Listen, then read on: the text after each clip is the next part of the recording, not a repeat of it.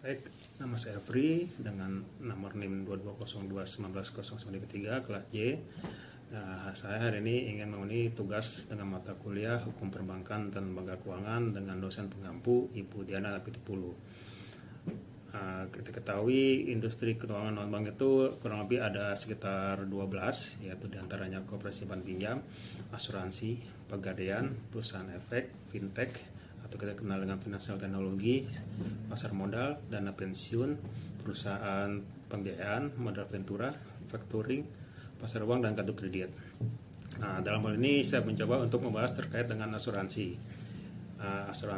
Kalau kita definisi asuransi adalah kita lihat asuransi adalah pertanggungan atau perjanjian antar dua belah pihak, di mana satu pihak berkewajiban membayar iuran, kontribusi atau kita sebut dengan premi, sedangkan pihak lainnya mempunyai kewajiban untuk memberi jaminan sepenuhnya kepada pembayar premi tersebut jika terjadi sesuatu yang menimpa kepada pihak pertama, entah itu barang atau jiwa dia sesuai dengan perjanjian yang sudah dibuat. Jika merujuk pada OJK, websitenya, asuransi adalah perjanjian antara penyedia jasa layanan sebagai penanggung yang kita sebut dengan asuransi, dan masyarakat kita sebut sebagai pemegang polis. Hak dan kewajiban antara jasa layanan asuransi dan pemegang polis sudah diatur. Pemegang polis mendapat proteksi atas pengendalian kehilangan, kerusakan, hingga kematian dari penyedia jasa layanan asuransi. Namun semua hak akan diperoleh jika pemegang polis membayar kewajibannya untuk membayar premi sejumlah nilai premi kepada asuransi. Asuransi itu sebenarnya banyak manfaat. Oleh sebab itu sedikit orang yang berkeinginan untuk membuat asuransi. Tapi di Indonesia asuransi itu belum common, dan ada beberapa orang yang mengatakan itu hal yang bersifatnya judi. Tapi itu hal yang berbeda, nanti kita akan bahas nanti. Nah, terkait dengan manfaat asuransi, kita bisa lihat asuransi maksudnya ialah melindungi pendapatan atau keuangan dari risiko yang datang tiba-tiba. Yang kedua mungkin melindungi uang yang disimpan untuk mewujudkan rencana masa depan. Yang ketiga melindungi masa depan keluarga ketika kematian datang. Keempat, melindungi kesehatan fisik dan mental ketika ada risiko kecelakaan. Terus yang kelima, yang terakhir, memberi perlindungan masa depan dari investasi. Terkait dengan asuransi, sebenarnya ada 6 prinsip asuransi, ialah pertama itu insurable interest. Insurable interest itu kalau definisinya ialah hak yang timbul dari suatu hubungan keuangan antara tertanggung dengan objek yang diasuransikan yang diakui secara hukum. Seseorang dikatakan memiliki kepentingan atas subjek yang diasuransikan apabila dia menderita kerugian keuangan seandainya terjadi musibah yang menimbulkan kerugian atas kerusakan pada objek tersebut yang diasuransikan. Sebelum interest ini akan panjang ceritanya. Kalau di dalam dunia bisnis itu nanti akan kita lihat kita akan merujuk terhadap incoterm, atau kita bisa lihat itu semacam term of sale. Itu setiap invoice ada term of sale-nya, CAF, FOB, CNF. Kita akan bisa lihat di mana insurable interest yang punya insurable interest pada saat kejadian. Paling terkait dengan prinsip asuransi, yang kedua ialah outmouth good faith. Outmouth good faith itu adalah tindakan untuk mengumpulkan data atau barang secara akurat dan lengkap mengenai sesuatu yang akan mereka asuransikan, baik diminta ataupun tidak. Artinya yang membeli polis atau si penanggung harus dengan jujur memberikan data yang didasarkan dengan jelas sesuatu tentang luasnya syarat. Penanggung itu harus memberikan jelas tentang luasnya syarat terkait asuransi. Sedangkan tertanggung jika harus memberikan keterangan yang jelas terhadap benar atas objek atau kepentingan yang dipertanggungkan. Di sini ada penanggung dan tertanggung. Tanggung itu ialah definisinya ialah sebagai perusahaan asuransi yang menjual asuransi, itu namanya penanggung.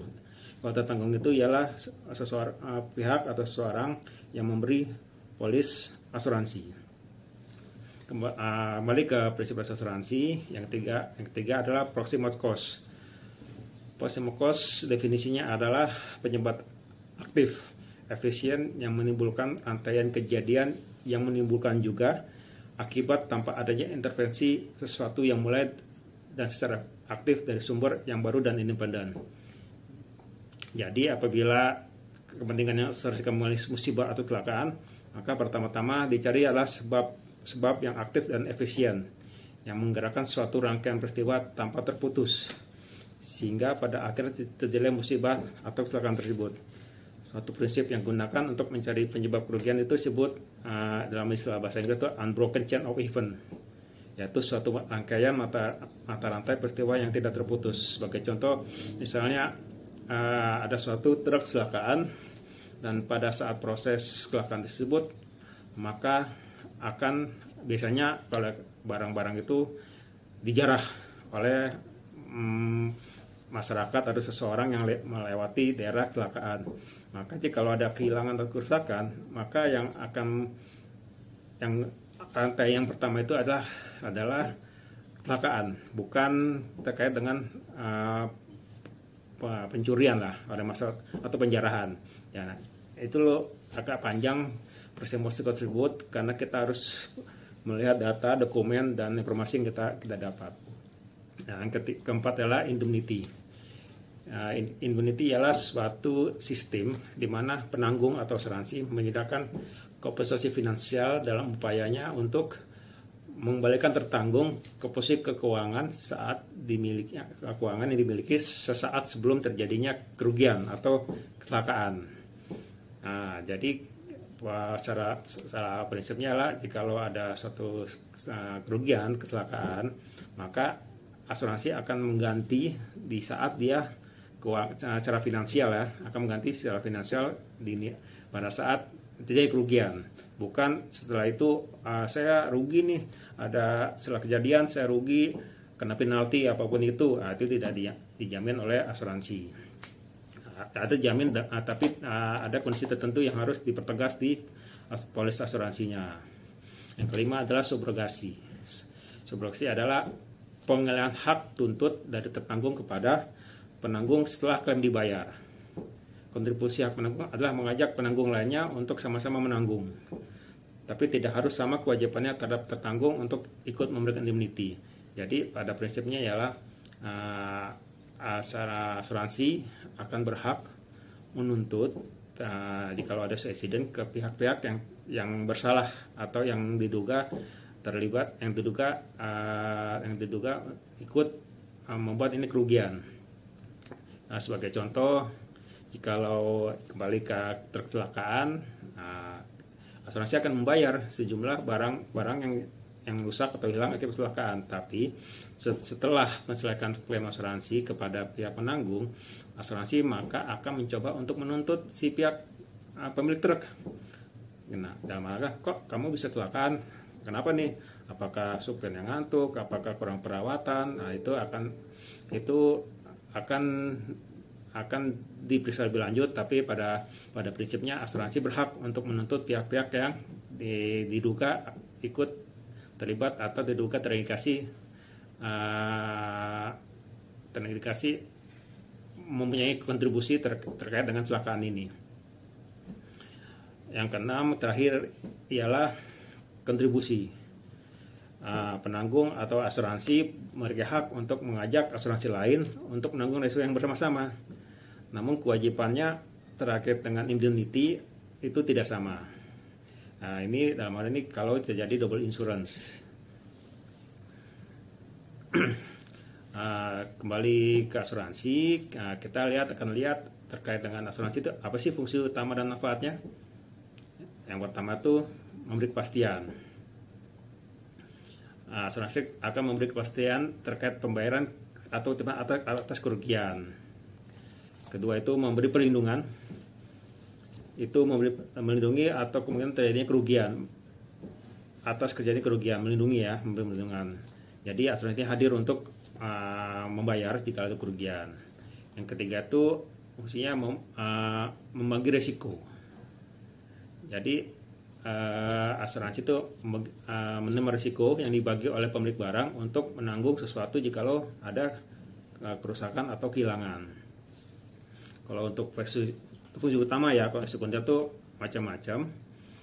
Ada sebagai penjaga kerugian, untuk memberikan modal, itu fungsi-fungsi yang tidak secara langsung ya, menaikkan efisiensi, membantu penyediaan ekonomi gitu.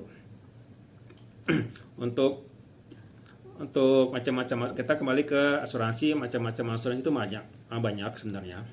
Kita mungkin secara umum aja lah ya, kita akan berbicara pertama itu asuransi jiwa. Asuransi jiwa itu ialah memberi asuransi, memberikan jaminan atas kematian seseorang. Asuransi jiwa itu juga macam-macam, ada yang bentuk unit-linked atau berjangka, ada asuransi seumur hidup. Yang kedua adalah asuransi kerugian, general insurance atau asuransi umum. Asuransi ini memberikan kerugian kalau risiko kehilangan manfaat tanggung jawab hukum kepada pihak ketiga suatu peristiwa yang tidak pasti. Contoh-contoh asuransi general insurance adalah asuransi kebakaran, asuransi pengangkutan, dalam arti marine hull dan marine cargo. Hal itu terkait dengan kapal, marine cargo itu terkait dengan barang yang diangkut oleh kapal. Terus asuransi aneka seperti kapal bermotor, pencurian dan lain. Terus yang ada lain terkait adalah asuransi pendidikan. Ini mungkin sudah banyak kita lihat ya,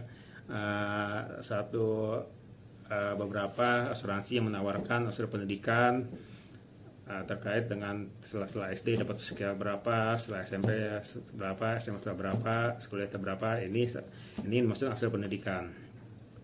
Lalu ada asuransi kesehatan. Asuransi kesehatan itu ialah mengenai terhadap masalah kesehatan yang diikuti penyakit. Nah, kalau di Indonesia kita kenal dengan yang umum itu BPJS kesehatan ya, bukan tenaga kerjaan. Nah, ada beberapa perusahaan asuransi swasta yang memberikan perlindungan juga dengan imbalan premi tertentu. Lalu ada asuransi kendaraan, atau kalau kita dengar tuh di asuransi itu MV, motor vehicle. Itu loh asuransi dengan menjamin terkait kerusakan kehilangan atas kendaraan. Itu macam-macam jenisnya, ada yang TLO, total loss only. Jadi kalau mobilnya kalau habis sampai total biaya perbaikan lebih 75% itu dijamin. Jadi kalau cuma rusak-rusak sedikit, lecet, nilainya tidak sampai 75% dari nilai kendaraan tersebut, maka akan tidak bisa diklaim. Dan ada Orix itu menjamin segala apapun tersebut. Kadang-kala ada masuk terkait dengan kerugian pihak ketiga.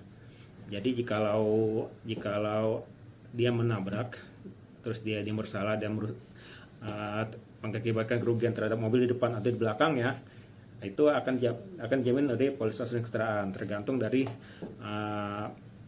paket lah istilahnya yang beli oleh pemilik kendaraan. Saya mau beli polis apa nih? Pasti berefek terkait dengan premi ya. Semakin banyak untuk jaminan kondisi polisnya, semakin tinggi preminya. Terus di sini ada asuransi bisnis dan korporasi ya. Asuransi yang menjamin tertanggung untuk kegiatan bisnis. Umumnya ini perusahaan corporate yang mana dia akan membeli polis terkait dengan karyawannya dan aset-aset dia, kayak kesehatan karyawannya, aset-aset mobilnya, semua gedung. Ini termasuk bisnis korporasi. Dan yang ketujuh, asuransi hari tua. Kalau di Indonesia BPJS ketenagakerjaan ya. Jadi intinya kalau usia tidak produktif lagi, maka asuransi menjamin untuk jaminan hari tuanya. Nah, di BPJS ingat saya sekitar 4,2% dari gaji base salary-nya. Namun di perusahaan swasta umumnya juga mempunyai asuransi swasta yang menjamin di lain selain BPJS ketenagakerjaan. Nilai preminya tergantung dari kesepakatan setiap perusahaan. Jadi ada dua benefit.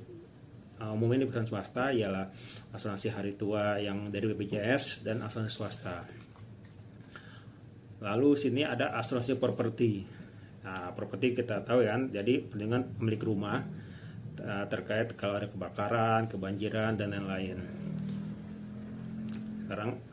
Sekarang tuh yang agak ramai asuransi perjalanan.